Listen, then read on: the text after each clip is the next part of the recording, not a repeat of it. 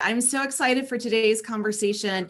And just as we start every episode, Julie and I like to extend our sincerest appreciation to all of our presenting sponsors. You can see their logos in front of you on the screen. So many of these sponsors have been with us, elevating not only our episodes of the nonprofit show coming up on 300 soon, but really the sector at large. So these organizations have been right here by your side, leaning in, lifting you up, and supporting every step through this, navigation period into recovery phase. So thank you, each and every one of you, for your support. Thanks to Julia Patrick, CEO of the American Nonprofit Academy. And also, I'm Jarrett Ransom, the nonprofit nerd, CEO of the Raven Group. And this week, we're packing a punch. So we've had some really amazing guests. We have some amazing guests coming up later this week, many that I want you to check out. But today, I want you to sit back or get your ear pods in, whatever you need to do to really focus, turn off your distractions. And I would like to welcome Emily Holthaus, Managing Director, Diversity, Equity, and Inclusion at Nonprofit HR. Welcome, Emily. Thank you, Jarrett. I am so excited to join the conversation with y'all today. Thanks for having me. Okay, so we know you're a Texas girl when you say y'all. I just heard it. I love it. I love it. I have this weird dichotomy. I grew up in Minnesota, so I've got this strange Minnesota/Texas accent going on. So you might hear a little bit of both of those things. Well, it's perfect. I grew up in the Southeast. I was born in Georgia, raised in South Carolina, and it slips up from time to time. So you are in good company. Right. You have a Texoda accent. I like it. Well, we're excited to have you on because this is something that we've really been needing to talk about for a long time across our planet, especially our world. In the nonprofit sector, I think we've been speaking about DEI a little bit more than others, but yet it is still incredibly misunderstood. And so we thought we'd really like to talk to you today because you came to us and you used the words actualizing your DEI strategy. And I think Jarrett and I were like, yeah, it's like making it work, not just talking about it. And we were so excited, Emily. So I got to start from the beginning and have you describe and define DEI. Yeah, and it does mean a lot of different things to different people. So I'm glad we're going to ground here first. And Okay. So from my vantage point, diversity is just all of those amazing things that we bring to a space and place that make us unique. And sometimes we'll say things like, oh, well, we need a diverse person for this, or we need a diverse person for that. A person on their own can't be diverse. It's about what we bring to a space or place. And once we're gathered, how those differences show up in between each other, right? So it can be things like we jump to race and age and gender often here in the US, that's sort of where we go first, but it's things like family status or things like geographic location or things like ability or things like body type. All of those things shape who we are and how we show up in spaces, how we make decisions, how we empathize, etc. So it's about all of that we bring to the space. That's diversity, and we can't change that. It is what it is. And inclusion is that part that says, okay, now what? We're all here in this space. We're all bringing these differences to the table and to the space and place. How do we engage each other? How do we make it so that Jarrett and Julia can show up as their authentic selves in a space and place? How do we embrace and pull people close to us, trust, make decisions, and help people really feel like they belong in an environment? And that's really the business case for inclusion and creating that environment, is because it's about the other person. We don't want people coming to our spaces and places feeling like they don't belong. And I think we can all reflect on times where that's happened, right? Where we've been in places where we felt on the outside or the peripheral. So creating that inclusive environment where everyone can bring their whole authentic selves to the table is what we're talking about there. And then for me, equity is that systems part of it all. And people is important, interactions are important, but equally important is how well the systems and processes are working. And equity is this idea that we want to make sure that people have what they need to be successful. We want to acknowledge all of those different dimensions of diversity that maybe create some different starting points for individuals based on any of those dimensions of diversity that we talk about. Sometimes we transpose equality and equity, and I would say actually they're quite different concepts. So equality is that idea that we're going to treat everyone the same. It's the right thing to do, right? We all want equal rights to vote. Those of us that have kids, we want our kids to have equal snack at snack time. That's not a time for equity. But there is a time for equity when we say not everyone has the same starting point. So Jarrett, you might need something different to be successful in an environment than I might need based on different dimensions or different starting points that we have. And equity says we're going to solve for that. And we're going to give everyone what they need to be successful. And it may or may not be an equal thing that we need to get there. Right. And the reason why this is important is because we all live in these systems that were often built far before we all came into them. And equity says sometimes we have to make adjustments for systems that aren't working for everyone and make that acknowledgement.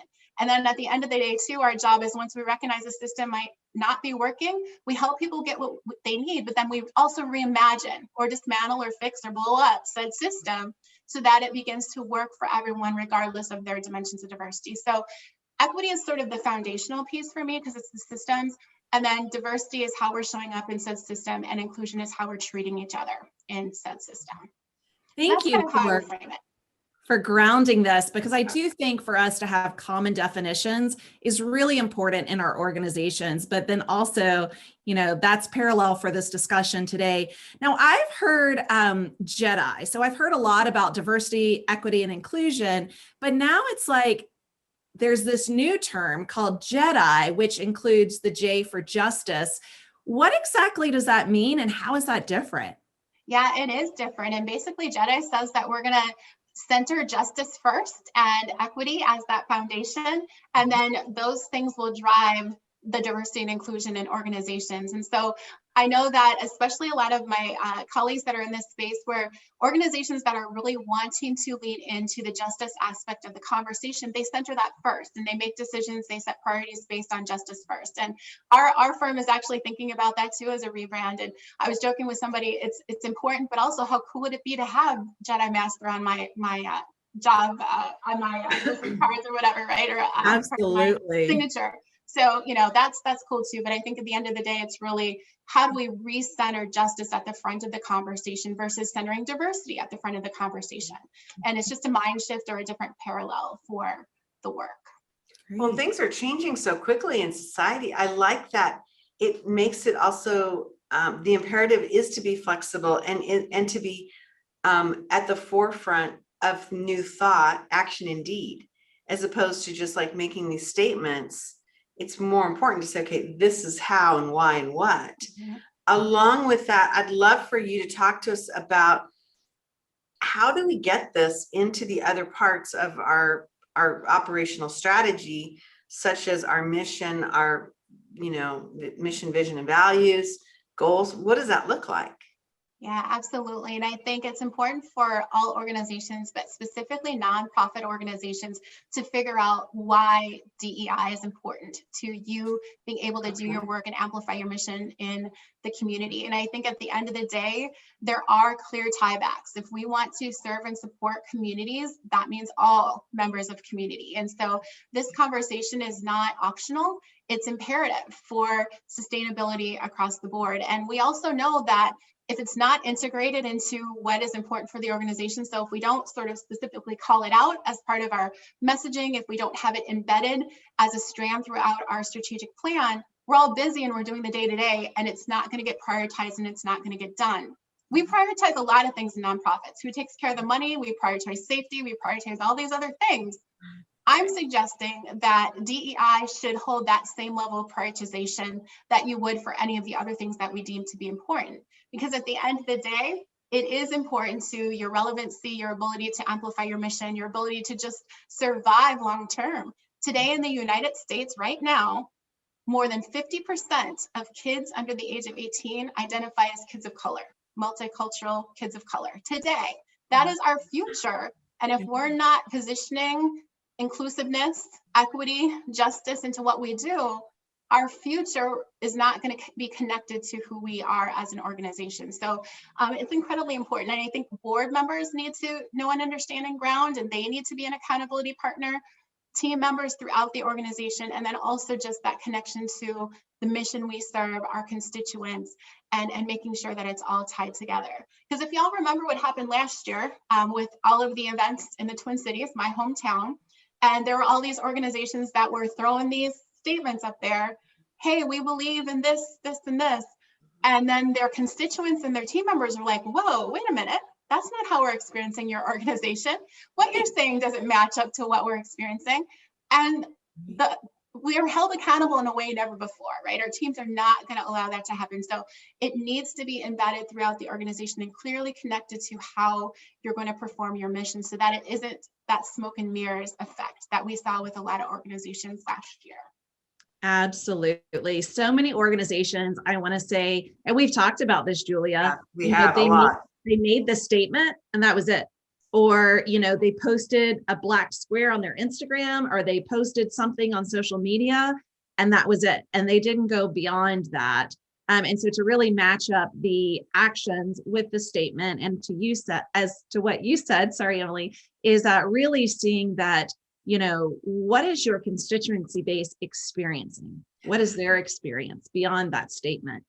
I have a question, because what I'm seeing, and I'm curious how I can be a better ally in this space. This is not my bailiwick. I am leaning in super hard into this conversation and learning so much.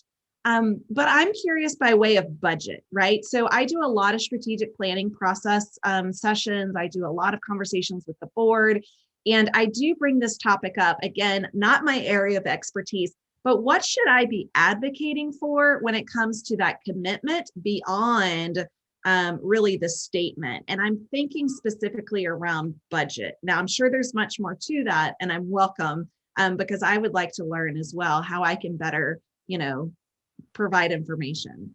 Yeah, and I think it's an investment in the budget perspective and the money, but also the human investment is also equally important. So both. But I think as you're thinking about it, there's lots of things related to infusing equity into an organization or creating inclusive environments that cost you nothing, right?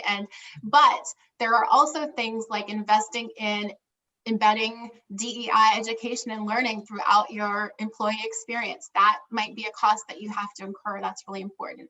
Another thing is you may need an outside person to help look under the hood to get at your current state, because when you're swimming in the water, you can't see what's happening. So you may need to invest in an outside person to come in and help you to do that initial assessment to understand your current state. So those are investment pieces that I encourage people. What can't you do on your own to be successful and then carve out time to invest in that. But then I also think about this idea of investing in people.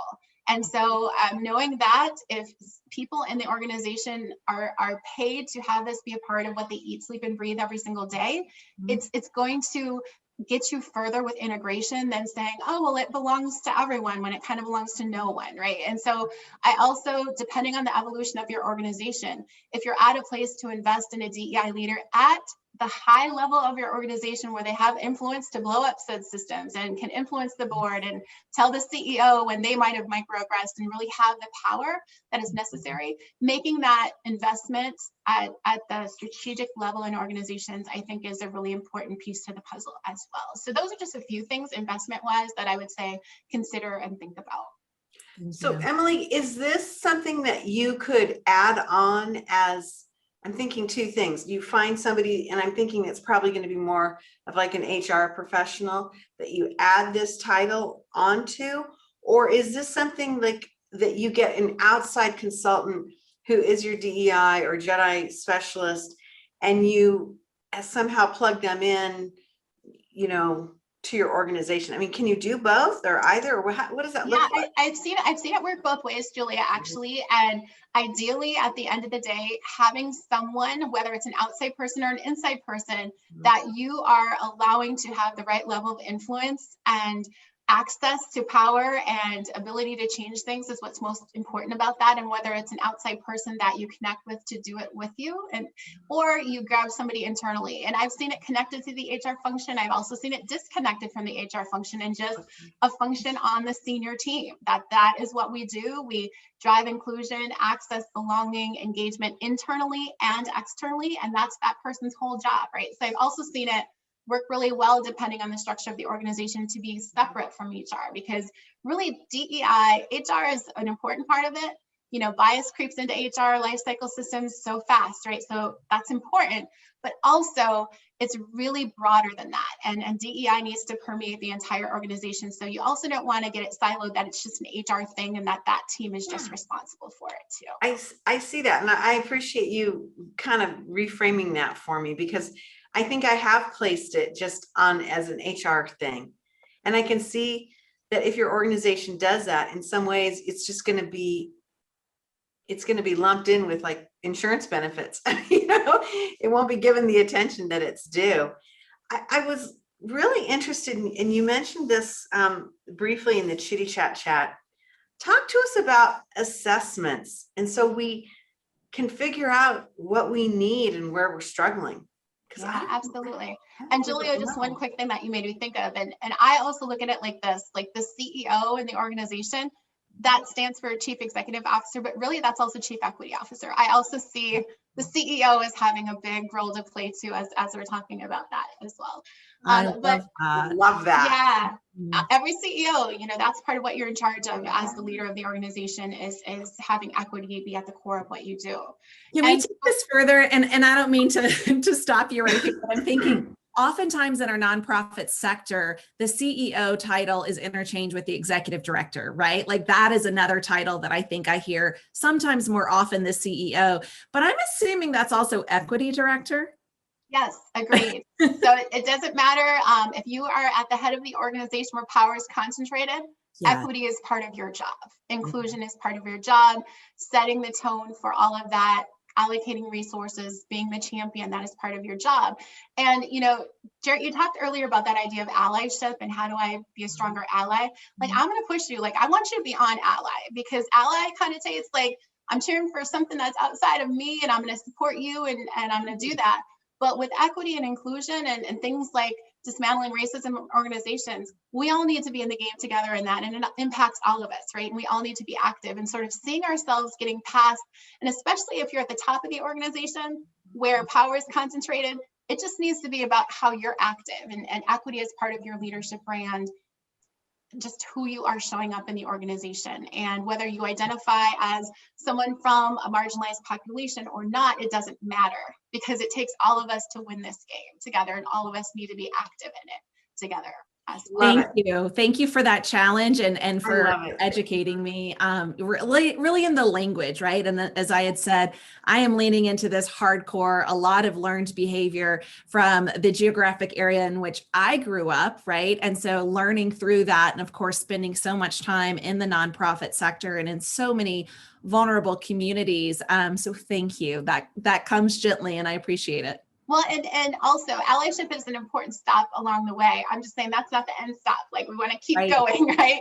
And sort of get into that level of ownership, because at the end of the day, when we all feel that level of ownership, that's when it's going to start to change quicker, right? And for us to get in that together is really important too. Well, let's talk about those stops, right? Like, how do we know that we've achieved success?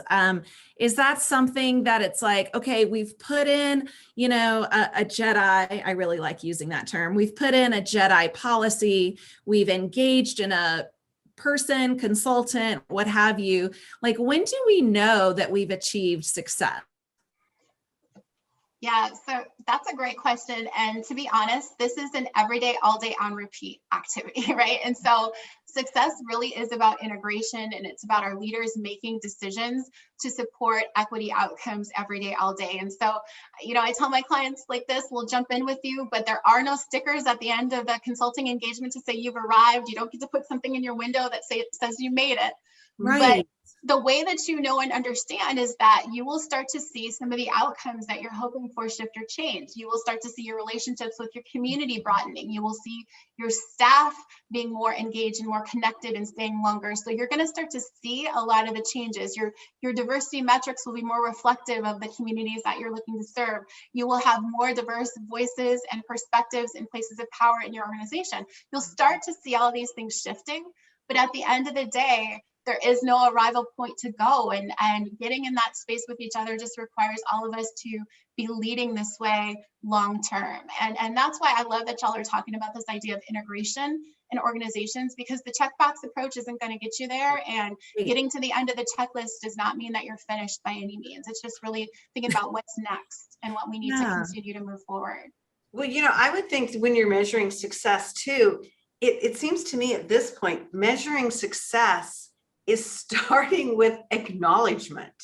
Like, okay, we are going to be on the journey of this discussion and practice And there are a heck of a lot of people that will not or do not see this of value.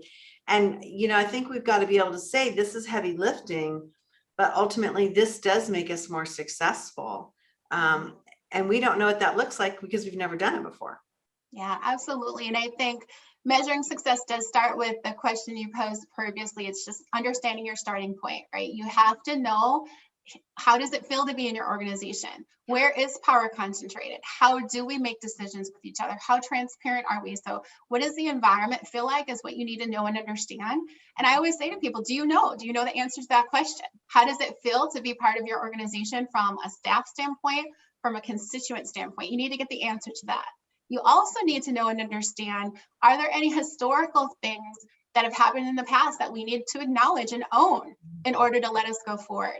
I was working with a client the other day and they were challenged and struggled because they had a large Hispanic Latino population in their community. And they're like, Emily, we just can't get that group to engage with us. We try different things. And what I asked them to do was to go out to that community and have some conversations. And what they recognize is that something that organization did 15 years ago to really diminish the value of that community, that 15 years later, that community still is not ready to re-engage because we've never acknowledged the inequity that occurred before, right? So getting that starting point is important. And then also taking a stab at what are your systems and processes like today? Are they working for everyone? Are they not? Specifically, the employee life cycle is that place. So looking at the people side, looking at the system side and saying, where is our starting point, and documenting some of those benchmarks and not feeling bad about it. I have right? a question. Go ahead, Jared. Who has those conversations, right? Yeah, I was thinking that. Who goes into the community? And I'm sure that's a multifaceted response, but my first thought, honestly, Emily, is maybe a near peer of the community. So someone that, is a part of the organization already, but also has ties into the community. Can you tell us more about that? I mean, I would say maybe yes and maybe no, because Okay. at the end of the day, if I'm the executive director of that organization and I'm in charge of charting the path forward, maybe I just got here, but that doesn't matter because I now represent the organization. And so if I'm going and needing to connect with the community, that community is going to want to hear from me. Wow, we messed this up a while ago. We acknowledge that. We're on our journey to get better. We want to connect and understand how to repair what we need to repair. And sometimes it comes from that place of humility from the organization overall. And so I'm not sure that it needs to be someone who has the connector point. It really has to be just authentically like, listen, we're trying to do better here. We're on our journey and we're here to acknowledge and understand and listen and hear so that we can learn and get better, right? And that needs to come from the top of the organization. Oftentimes I will say the executive director, your board members, your key team members need to be involved in it. And it needs to be a commitment on behalf of the organization. So it can't just be one person that communities know really well that's out there with them, because people will see that as sort of, well, they sent that person out here because they know that they can connect with us more. And so it really is about, we're going to get in that uncomfortable space of saying, you know what, we're going to own it and we're committed to doing better. And then your actions need to reflect that commitment of movement. Back right? to actions. Yes. Yep. Thank you. I think that it's almost like I think of when you speak about this, Emily, it's like the old-fashioned PR train. We're going to get the leader back out into the community and introduce and chat and have a coffee, have whatever, but put those leaders on the front line so that they can be hearing and seeing what things look like. And we don't do that enough with our leaders. We're sending the PR folks out, or we're not. Don't you think, Jarrett? We're stepping back. And I don't know if it's like we fool ourselves into thinking, oh, we have so much to do in the office, we can't get out. And certainly the pandemic has, changed that. But it just seems to me that we don't have leaders willing to go out and say, to your point, this is going to be hard. And I look like this, so I don't know what that looks like. And I need help, and I'm willing to, learn and change. but I it's think too, one of the things, and again, I'm sharing this from a very place of a big place of vulnerability. Sometimes I don't know what to say, right? Or I'm afraid that I'm going to say the wrong thing. And I think many of us that are leaning into this space and, do this in a place for our organization, I just want to throw that out, that might be a challenge or an obstacle that is being thought of. That's a real thing. And Jarrett, when we're talking about that idea of moving beyond allyship, that is one of the biggest things that leaders need to get past is that fear of making a mistake preventing you from getting an action, right? Because at the end of the day, you're not going to say everything perfectly. You're going to make mistakes. I've been doing this work for 20 years, y'all, and I say the wrong things sometimes. It's true. It happens. So you will get into those spaces of uncomfort. You will get into spaces where you didn't frame something properly.